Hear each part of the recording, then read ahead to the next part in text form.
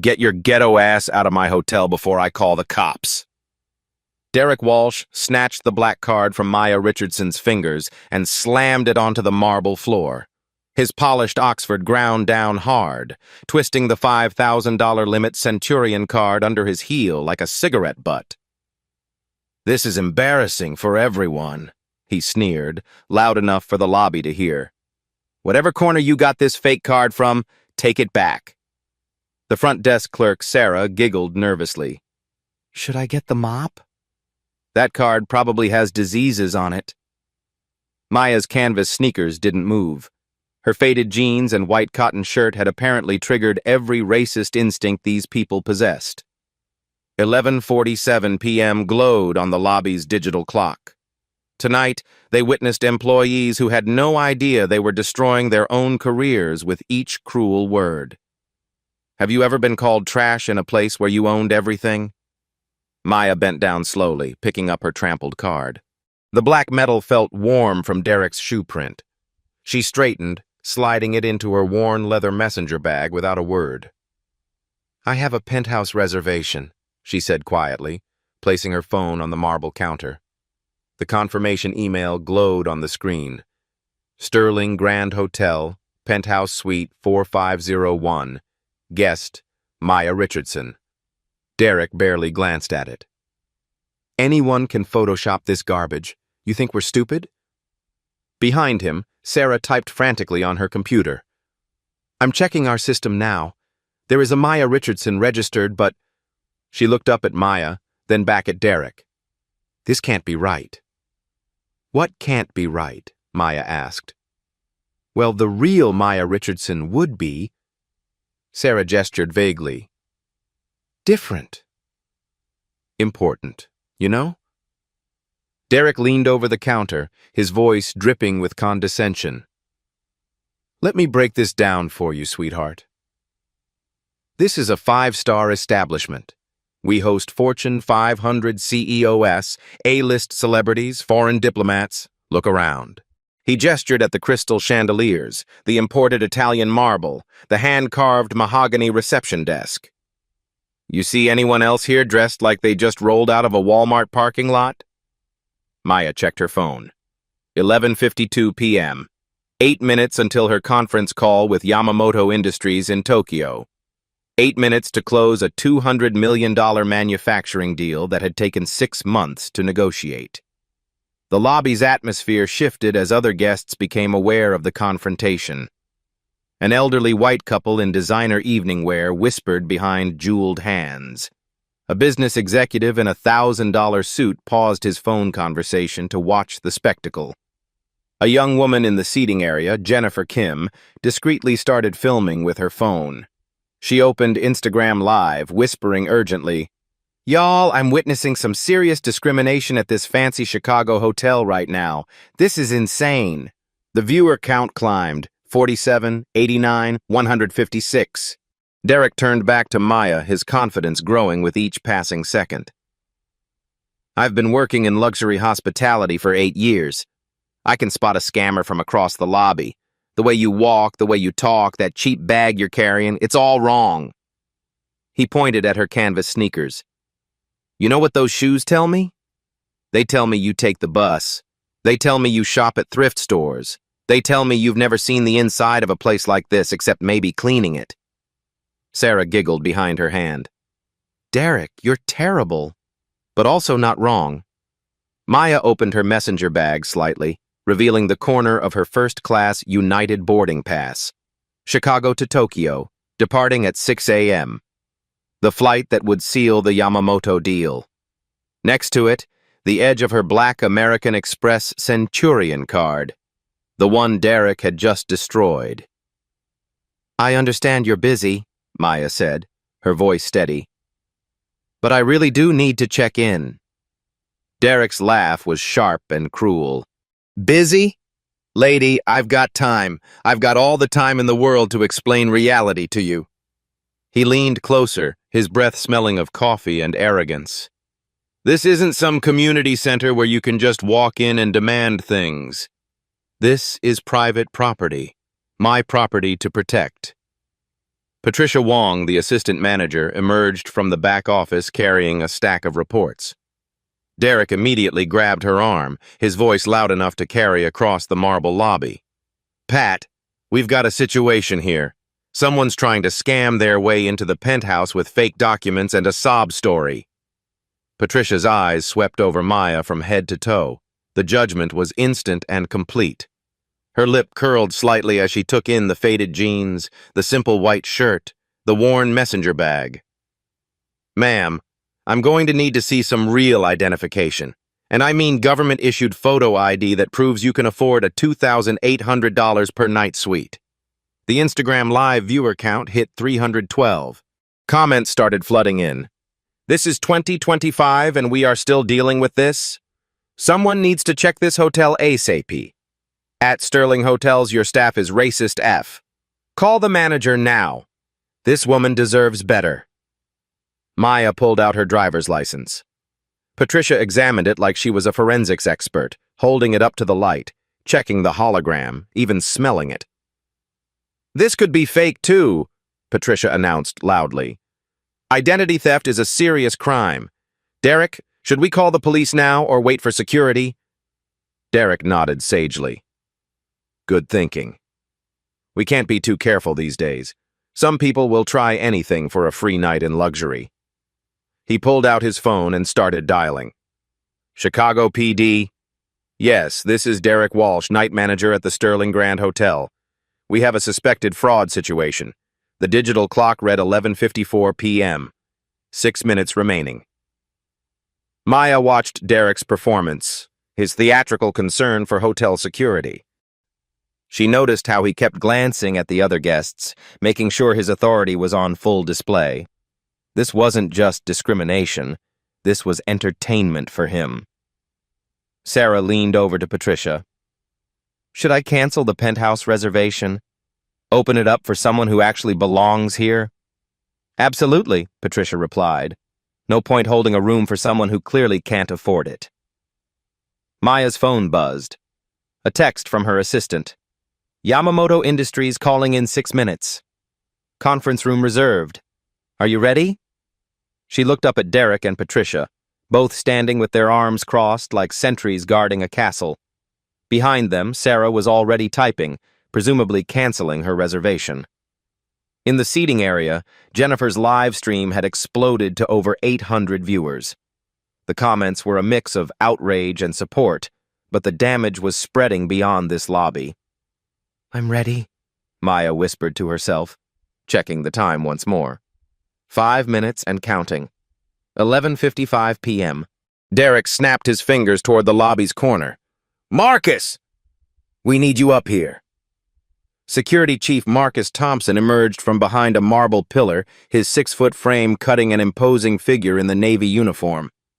At 35, Marcus had seen enough hotel drama to fill a book, but something about this situation felt different.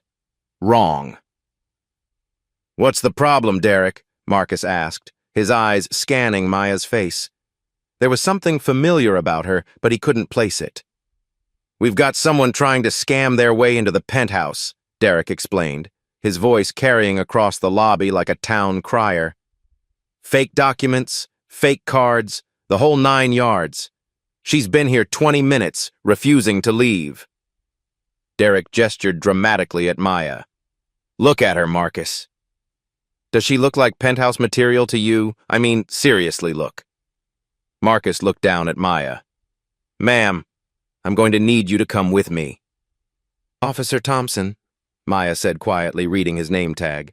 "Before you do anything, I strongly suggest you check your employee handbook, section 14.3 specifically." Marcus paused, confused. "What are you talking about?" "Just check it. Please." Derek rolled his eyes.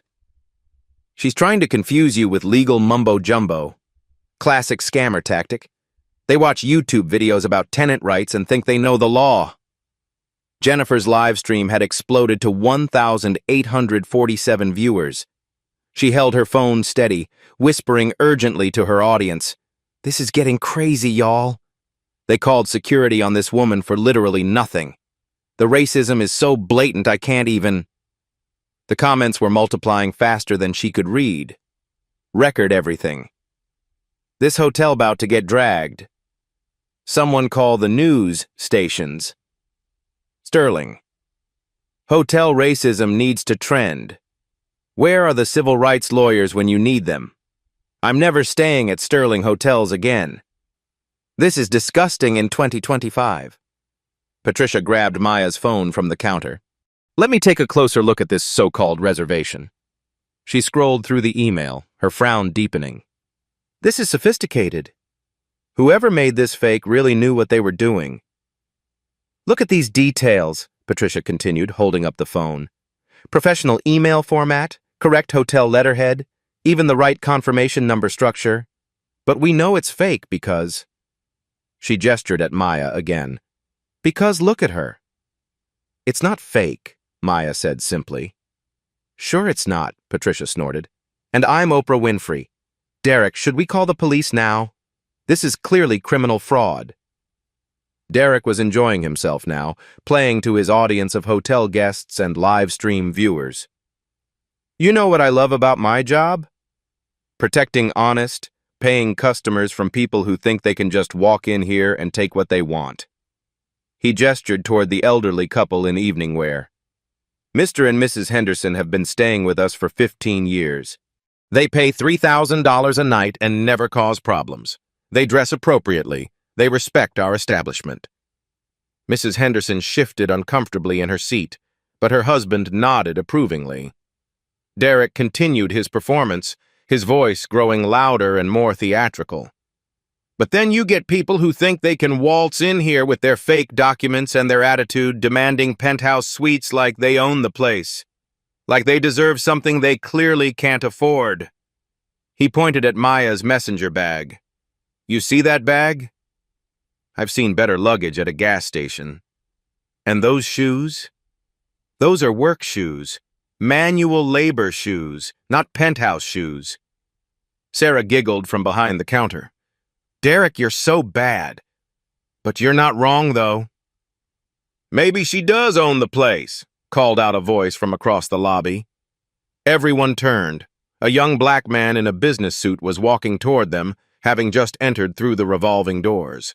His briefcase bore the logo of a major consulting firm. Derek's face darkened. Excuse me, sir, but this is a private matter. Private matter?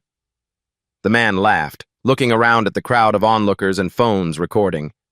Half of Chicago is watching this on Instagram Live right now. This is about as private as Times Square on New Year's Eve. Marcus stepped between them. Sir, I'm going to need you to... To what? Stand here in the lobby of a public hotel? I'm a guest here too, officer. Room 2847. Been staying here for 3 days on business. He pulled out his keycard, flashing it at Marcus. And in 3 days, this is the most disgusting display of racism I've witnessed in this establishment. Derek's confidence wavered slightly. He hadn't expected backup from Maya. Sir, you don't understand the situation. This woman is trying to commit fraud. What I understand, the businessman replied, is that you've been harassing a black woman for 30 minutes without any real evidence of wrongdoing. What I understand is that your assumptions are based purely on her appearance. More hotel guests were gathering now. A family with teenagers looked uncomfortable but curious. A couple in their 40s whispered urgently to each other while filming with their phones. Maya checked her phone. 11:57 p.m. 3 minutes until Tokyo called. Patricia was still examining Maya's phone when her own device buzzed. She glanced at it and her face went pale. Derek, she whispered, we might have a problem. What kind of problem? I just got a text from corporate. They're asking about some kind of situation involving discrimination complaints. Derek waved dismissively. Probably routine. Don't worry about it. But Patricia's hands were shaking as she continued reading. No, Derek. This says they've been monitoring social media mentions of our hotel. They want a full report about any incidents involving racial discrimination. She looked up at Maya, then back at her phone. They're asking specifically about tonight. About the Chicago location. About the night shift. Derek's face began to redden. That's impossible. How would they even know? Because it's trending on social media, the businessman called out. Because thousands of people are watching this happen in real time. Jennifer's live stream had reached 4,200 viewers. The hashtag number Sterling Hotel Racism was starting to gain traction on Twitter. Local Chicago influencers were sharing the stream, adding their own commentary about discrimination in luxury establishments. Marcus was reading something on his phone, too. His expression grew increasingly troubled. Derek, he said slowly, I think we need to step back and reassess this situation. Are you kidding me? Derek snapped. Since when do we let potential criminals dictate hotel policy? Since the live stream of this interaction has gone viral, Marcus replied. Since corporate is apparently watching. Since this woman mentioned employee handbook sections that I'm now looking up. He held up his phone, showing Derek a screenshot. Section 14.3 is about immediate termination for discriminatory behavior. Why would she know that? Derek's jaw tightened. I don't care if the president himself is watching. This is my shift, my lobby, my decision. I've been managing this hotel for 3 years without a single complaint. Actually, Sarah said quietly, looking at her computer screen, that's not exactly true. There have been 17 formal complaints filed against our location in the past 6 months. Derek spun around. What? Why wasn't I told? Because they were mostly about you, Sarah admitted, her voice barely above a whisper. The lobby fell silent except for the soft ping of Jennifer's live stream notifications. Maya looked around the lobby. The elderly couple was whispering nervously. The business guest was filming with his own phone now. The family with teenagers was openly staring. Jennifer was practically bouncing in her seat as her viewer count climbed toward 5,000. The digital clock read 11:58 p.m., 2 minutes until her call with Tokyo. 2 minutes until a $200 million deal that could reshape international manufacturing partnerships. 2 minutes until Derek Walsh learned exactly who he'd been talking to. Maya reached into her messenger bag and pulled out a leather portfolio. Officer Thompson, she said quietly, that employee handbook section? You might want to read it out loud. Marcus pulled out his phone, scrolling to the employee handbook app. His voice carried across the silent lobby as he read aloud. Section 14.3. Any employee engaging in discriminatory behavior based on race, gender, religion, or perceived economic status faces immediate termination without severance pay, plus personal legal liability for damages to company reputation. Derek's face went ashen. Why are you reading that? Maya opened her leather portfolio slowly, like a magician preparing her final trick. She placed a single sheet of paper on the marble counter. The Sterling Hotel Group letterhead gleamed under the crystal chandeliers. Derek squinted at the document. What is this? Your quarterly performance report, Maya said softly. Revenue fell 23% this quarter. Guest satisfaction rating, 2.3 out of 5 stars. Staff turnover rate, 89% annually. She pointed to a specific line on the report. Average nightly occupancy, 67%. Industry standard for luxury hotels, 85%. Your department is failing every measurable metric. Patricia leaned over Derek's shoulder, her face draining of color as she read. How do you have this? These are confidential corporate documents. Maya reached into her portfolio again, retrieving her business card. She placed it next to the report. The black lettering was simple, elegant. Maya Richardson, Chief Executive Officer, Richardson Ventures. Derek stared at the card like it was written in hieroglyphics. I don't understand. Let me help you understand, Maya said, pulling out her iPad. She swiped to a specific screen and turned it around so everyone could see. The Sterling Hotel Group corporate website, leadership page. Her professional headshot smiled back at them from the screen. Same face, same woman, but wearing a tailored business suit instead of jeans and canvas sneakers. Maya Richardson, majority shareholder. Richardson Ventures acquired Sterling Hotel Group for $847 million, March 15, 2025. Ms. Richardson now controls 67% ownership stake in the luxury hotel chain. The silence in the lobby was deafening. You could hear the soft hum of the air conditioning, the distant tick of the antique grandfather clock, the barely audible pings from Jennifer's live stream. Then the lobby erupted. Jennifer's live stream chat exploded. Yo, she owns the hotel! No way, no way, no way! Derek is so fired. I am screaming. Plot twist of the century. This is better than Netflix. Somebody call the ambulance for Derek. Derek's legs buckled. He grabbed the marble counter to steady himself, his knuckles white against the dark stone. That's impossible.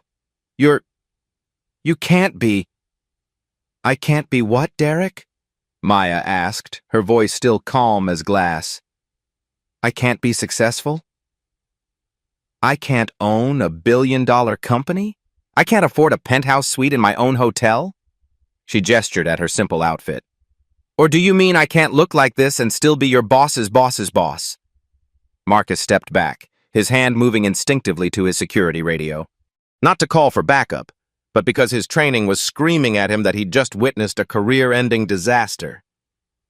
Patricia's mouth opened and closed like a fish gasping for air.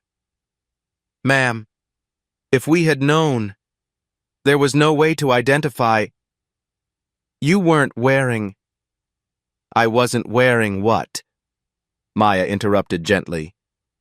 A sign that said billionaire? A tiara? What exactly should successful black women wear to be treated with basic human dignity in their own establishments? The businessman from room 2847 started slow clapping. Best hotel drama I've ever witnessed, and I travel 200 days a year for consulting work. Other guests began pulling out their phones, realizing they were witnessing something extraordinary. The elderly couple looked mortified. The family with teenagers was recording everything. Sarah was frantically typing on her computer, pulling up Maya's actual reservation. Oh God, oh God, oh God, oh God, it's real. The penthouse reservation is real, and it's been paid for 6 months in advance. She looked up at Maya with tears in her eyes. The payment came from Richardson Ventures' corporate account. $16,800 for 6 nights. I should have checked more carefully. Derek's voice cracked like a teenager going through puberty.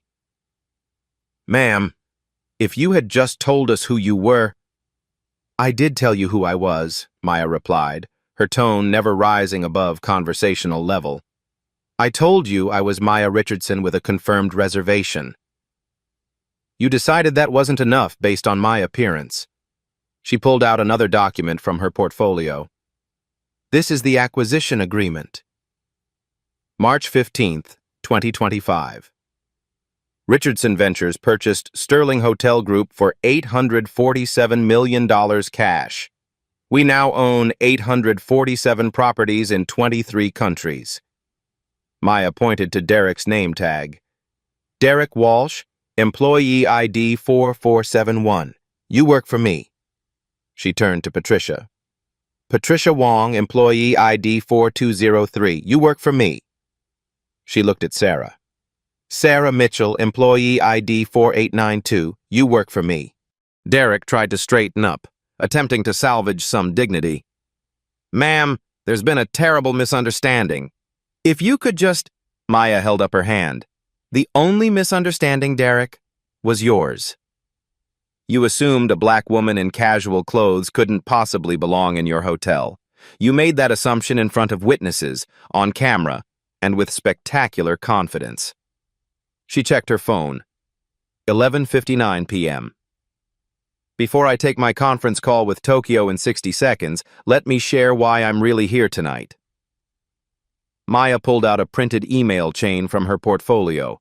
The subject line was visible to everyone. Discrimination complaints, Sterling Grand Chicago, urgent review required. 47 formal complaints in 3 months, Maya announced. 47 guests who felt unwelcome, judged, or discriminated against at this location. Complaints about staff assumptions, service disparities, and outright hostility. She flipped through the pages. Guest reports include, staff treated me like I didn't belong, assumed I couldn't afford my room, made comments about my appearance, and my personal favorite, manager asked if I was sure I was in the right hotel. She looked directly at Derek. So I came to investigate personally. Thank you for the demonstration. Jennifer's live stream had reached 12,000 viewers. The story was being picked up by local news Twitter accounts. # Sterling Hotel racism was trending in Chicago. Derek tried one last desperate move. Ma'am, there's been a misunderstanding. If you could just forgive this one incident. Maya's phone rang. The caller ID showed Yamamoto Industries, Tokyo. She answered without breaking eye contact with Derek. Yamamoto-san, yes, I'm ready for our call. I'm conducting the audit I mentioned earlier. I'll have full findings for our board meeting tomorrow. She paused, listening. Yes, the discrimination issues are worse than we thought. But I have a comprehensive solution that I'll be implementing immediately. Derek's face had gone from red to white to a sickly green. Patricia was quietly crying behind the counter. Marcus stood frozen, his hand still hovering near his radio. Maya ended her call and looked around the lobby. The crowd of guests had grown to nearly 20 people, all filming or live streaming the aftermath. Now, Maya said, opening her laptop, let's discuss your future employment status. Maya opened her laptop and connected it to the lobby's wall-mounted display screen. The Sterling Hotel Group logo appeared, followed by a presentation titled Operational Audit, Chicago Location, December 17th, 2025. Let me share some numbers with you, Maya said, her voice carrying the quiet authority of someone who'd built companies from scratch. The tone wasn't aggressive or vindictive.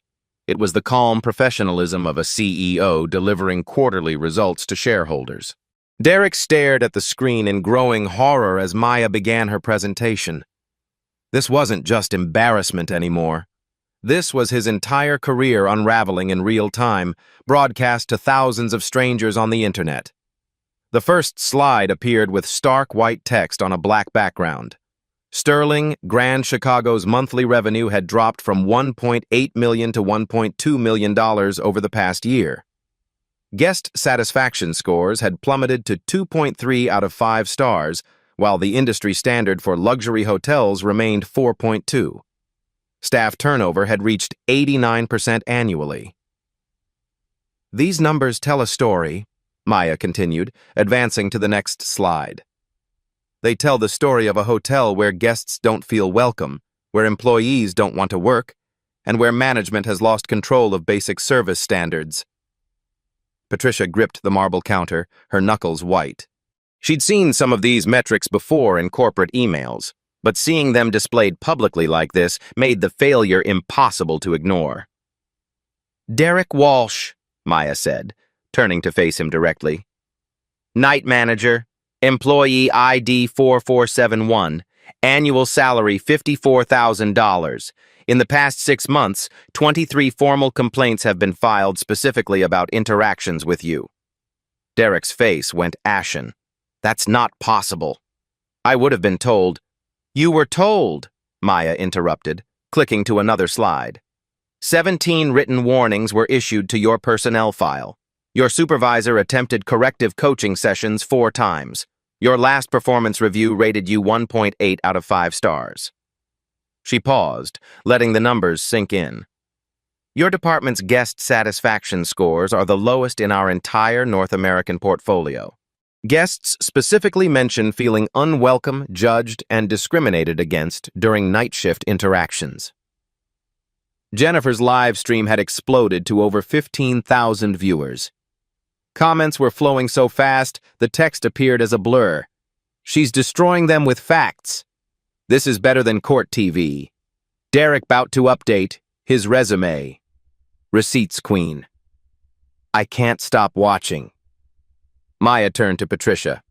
Patricia Wong, assistant manager, employee ID 4203, annual salary $61,000, 19 guest complaints in 6 months, 7 failed mystery shopper evaluations out of 8 attempts. Patricia's breathing became shallow. She'd known about some complaints, but 19? She'd assumed most guest dissatisfaction was due to unrealistic expectations or isolated incidents. Your diversity training has been overdue by 8 months, Maya continued. Your customer service certification expired last year and hasn't been renewed. 4 disciplinary actions are documented in your file for inappropriate guest treatment. She clicked to the next slide. The pattern here isn't isolated incidents or personality conflicts.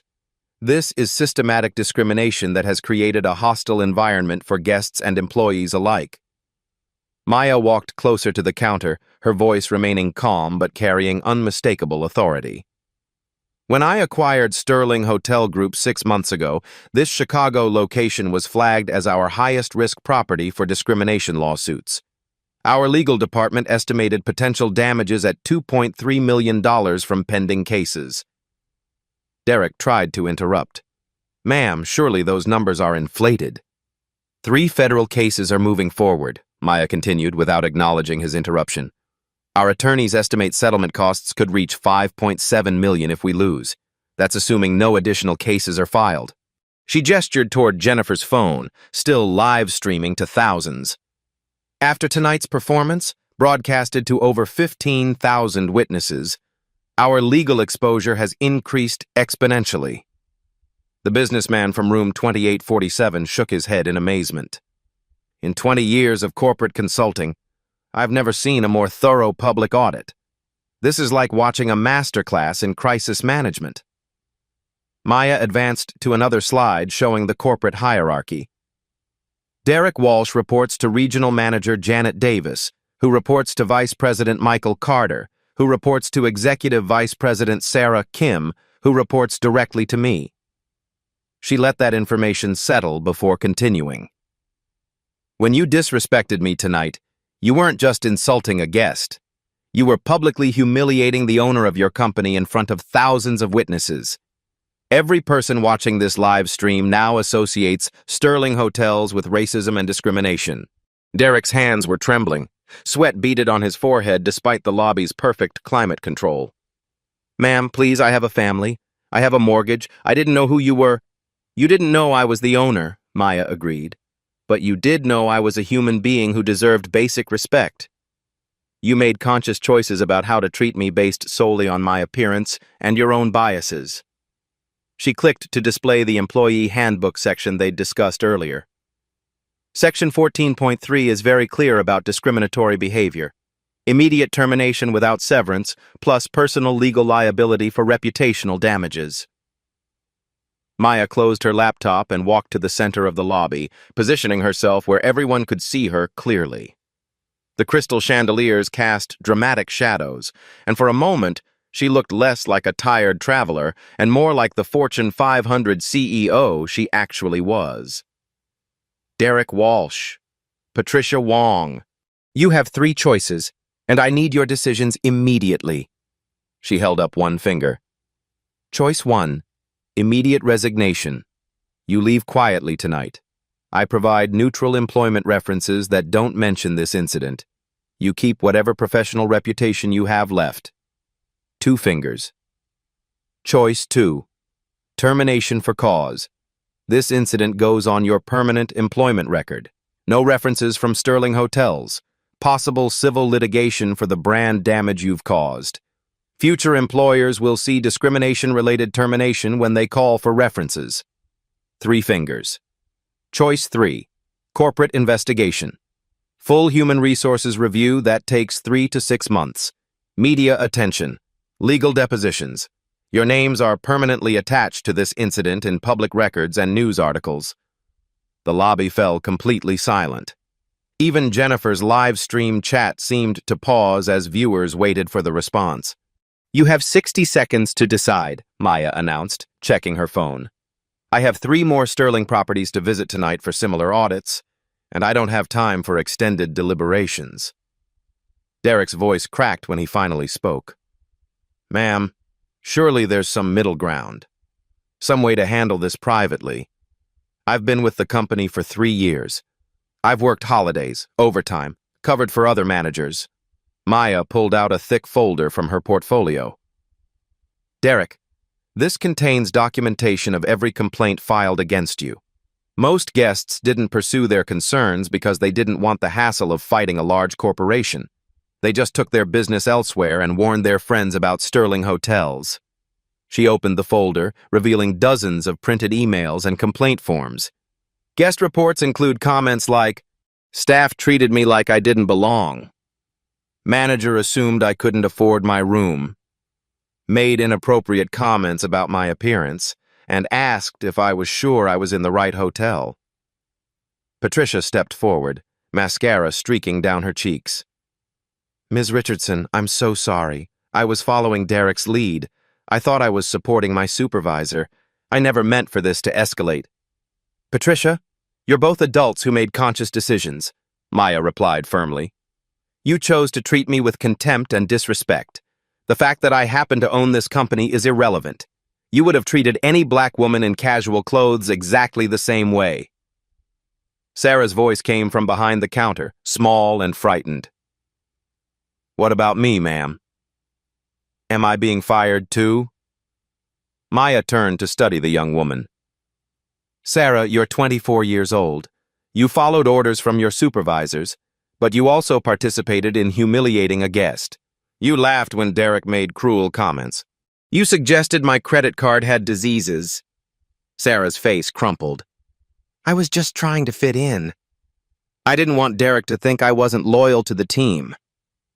The question, Maya continued, is whether you want to learn from this experience or repeat these mistakes throughout your career. Do you want to be the kind of person who treats others with dignity regardless of their appearance? Or do you want to be someone who judges people based on stereotypes? Marcus stepped forward, his security uniform crisp despite the late hour. Ma'am, what about my role in this? I was called to escort you from the premises. Maya nodded approvingly. Marcus, you questioned the situation immediately. You suggested checking employee policies. You showed reluctance to act purely on assumptions and appearances. You demonstrated the critical thinking that your colleagues lacked. She paused, looking around the lobby at the crowd of guests still filming and watching. Marcus, you have a choice too. You can help me rebuild this hotel's culture, or you can find employment elsewhere. But your choice involves becoming part of the solution. The digital clock read 12:03 a.m.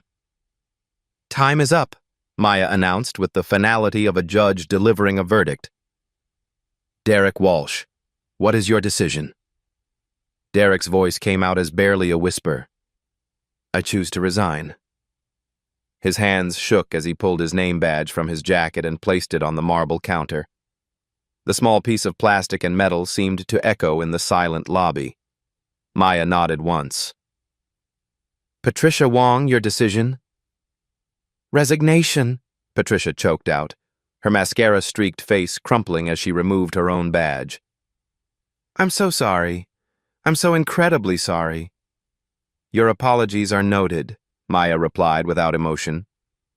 Sarah Mitchell, what's your choice? Sarah wiped her nose with the back of her hand. I want to learn, ma'am. I want to do better. I don't want to be the kind of person I was tonight. Maya studied the young woman carefully. Learning requires acknowledging what you did wrong. Can you do that? I participated in humiliating you, Sarah said, her voice gaining strength. I made assumptions about you based on your clothes and your race. I laughed when I should have spoken up. I was cruel because I thought it would make me fit in with my coworkers. That's honest, Maya acknowledged. Marcus Thompson, what's your decision? Marcus straightened to his full height. I want to help you fix this place, ma'am. What happened tonight should never happen to anyone, anywhere, ever again. Maya smiled for the first time since entering the hotel. It transformed her entire face, revealing the warmth that had been hidden beneath layers of exhaustion and professional composure. Then let's get to work, she said, opening her laptop again. Derek and Patricia gathered their personal belongings from behind the counter, moving like sleepwalkers through a nightmare. Other staff members would discover their terminations through corporate emails in the morning, but for now, they simply faded into the Chicago night. Maya projected a new presentation titled Immediate Reform Implementation, Sterling Grand Chicago. Sarah, Marcus, you're about to participate in the most comprehensive hospitality reform program in our company's history. What you learn here will be rolled out to all 847 Sterling properties worldwide. Jennifer's live stream had reached 22,000 viewers. Local news stations were calling the hotel, requesting interviews. The hashtag number Sterling Hotel Reform was trending alongside the original number Sterling Hotel Racism. First, Maya announced, staffing changes effective immediately. She pulled out her phone and dialed. Janet Davis? This is Maya Richardson. Yes, I know it's after midnight. I'm at the Chicago location and we have a situation that requires immediate intervention. Maya put the call on speaker so everyone could hear. Janet, I need you to temporarily reassign Keisha Williams from our Boston location to manage Chicago starting tomorrow morning. Full authority to implement new protocols. Keisha Williams? The voice on the phone responded. She's one of our best managers, but the Boston property needs her. Boston will survive, Maya interrupted. Chicago is in crisis mode. I also need you to contact our diversity and inclusion consultant, Dr. Amanda Foster. Schedule emergency training sessions for all Chicago staff within 48 hours. Maya hung up and turned back to Sarah and Marcus. Keisha Williams is a 15-year hospitality veteran who happens to be African American. She specializes in turning around underperforming properties through cultural transformation. Sarah raised her hand tentatively. Ma'am, will I be working under her? If you prove yourself worthy of staying, Maya replied. Your employment is probationary for the next 90 days. You'll undergo intensive retraining in cultural sensitivity, unconscious bias recognition, and luxury hospitality standards. Maya advanced to the next slide. Technology solutions. We're implementing what I'm calling the Guest Dignity Initiative, she explained. Every guest interaction will be monitored through a new mobile application that tracks satisfaction in real time. She showed them a prototype on her phone. Guests can report discrimination instantly through QR codes posted throughout the hotel. Reports go directly to corporate leadership, bypassing local management entirely. Marcus leaned forward with interest. That's brilliant. No way for local staff to hide problems or retaliate against complainants. Exactly, Maya confirmed. We're also installing new security cameras with audio recording in all public spaces. Not to spy on employees, but to protect both guests and staff from false accusations. She clicked another slide. Staff accountability measures. Every employee will complete monthly unconscious bias training. Guest satisfaction scores will be tied directly to performance reviews and salary increases. Discrimination complaints will trigger immediate investigation by external consultants. Maya paused her presentation and looked directly at the guests who were still watching from the lobby seating area. To everyone who witnessed tonight's events, I want you to know that this is not representative of Sterling Hotel Group's values or standards. The businessman from room 2847 stood up. Ma'am, I've stayed at Sterling Properties for years. This is the first time I've seen anything like this, but I'm impressed by your immediate response. An elderly woman in a silk evening dress spoke up. I feel terrible that we just sat here and watched. We should have said something. Maya nodded thoughtfully. Part of our new Guest Dignity initiative includes bystander intervention training for staff and guests. We'll provide resources for people who witness discrimination, helping them understand how to safely intervene or report incidents. She returned to her presentation. Community accountability. Sterling Grand Chicago will partner with local civil rights organizations to establish an external oversight board. Community leaders will conduct quarterly reviews of our practices and policies. Maya pulled out a business card and handed it to Jennifer, who was still live streaming. This is Dr. Patricia Henderson from the Chicago Urban League. She'll be our community liaison, ensuring that our reforms have real accountability beyond corporate promises. Jennifer looked at the card and then back at Maya. Can I ask you something on camera? Of course. How do you not hate them? How do you stay so calm after being treated like that? Maya considered the question carefully. Hatred is exhausting. Revenge is temporary, but systematic change, that's permanent. I'd rather spend my energy ensuring no one else experiences what I experienced tonight. She gestured towards Sarah and Marcus. These two chose to learn and grow. Derek and Patricia chose to leave. Both responses tell me our reforms are necessary and possible. Maya checked her phone. It's now 12:15 a.m. Sarah, your shift officially ended 15 minutes ago, but I'd like you to stay for another hour to begin your retraining process. Yes, ma'am, Sarah replied immediately. Marcus, I need you to escort Derek and Patricia from the premises and ensure they return their key cards and access badges. Then we'll discuss your new role in guest relations. Marcus nodded. Understood. Maya addressed the remaining lobby guests. The penthouse suite is finally available for check-in, but frankly, after tonight's events, I think I'll sleep better knowing that real change is already beginning. She closed her laptop and looked around the transformed lobby. The same crystal chandeliers hung overhead, the same marble floors reflected the light, but everything felt different now. Sarah, Maya said, tell me about the Guest Dignity initiative we just outlined. What does it mean to you? Sarah straightened her shoulders. It means that every guest who walks through these doors deserves respect regardless of what they look like or how much money we think they have. It means that our job is to make people feel welcome, not to judge them. And if you see another employee treating a guest poorly, I will report it immediately. I don't laugh along or stay silent. I have a responsibility to protect our guests and our hotel's reputation. Maya smiled again. That's exactly right. Marcus, what's your understanding of your new role? I'm not just security anymore, Marcus replied. I'm guest advocacy. My job is to ensure that everyone feels safe and respected in this hotel and to intervene when they don't. Maya nodded approvingly. Excellent. Both of you just demonstrated more leadership than Derek and Patricia showed in their combined years of employment. Jennifer lowered her phone for the first time in over an hour. Ms. Richardson, can I just say that watching you handle this situation has been incredible? You could have destroyed those people, but instead you gave them choices.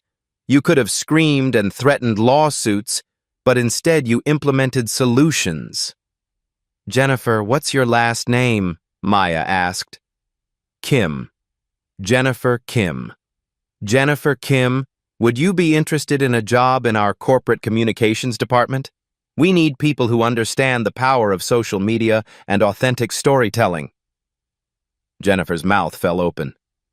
Are you serious? I'm always serious about talent acquisition, Maya replied. Email me your resume tomorrow. The lobby had transformed from a site of discrimination into a classroom for change. The same physical space now hummed with possibility instead of hostility. Maya finally headed toward the elevators, her worn messenger bag slung over her shoulder. Sarah, Marcus, I'll see you both tomorrow morning at 8 a.m. for your first reform training session. Get some rest. Tomorrow we begin rebuilding this hotel's soul. As the elevator doors closed, Maya allowed herself a moment of satisfaction.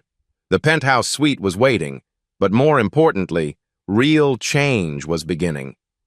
3 months later, Sterling Grand Chicago displayed a 4.6-star rating. Sarah Mitchell wore a supervisor uniform, greeting guests with genuine warmth. Marcus Thompson had become guest relations manager. Revenue increased 34%. Maya stood where Derek had crushed her credit card. A small plaque now read, "In recognition of the dignity owed to every guest." The Guest Dignity Initiative had spread to all Sterling properties worldwide. Zero discrimination complaints. The reforms became a Harvard Business School case study. Maya pulled out her phone, recording a final message. Discrimination still happens daily in hotels, restaurants, and stores across America. But change is possible when people choose accountability over defensiveness. She looked directly into the camera. Share your discrimination experiences in the comments. Tag businesses that need reform. Subscribe to Blacktail's Stories for more transformation victories. Remember, your voice matters. Your story matters. Your dignity is non-negotiable. The Sterling transformation proved systematic change was possible, one courageous choice at a time.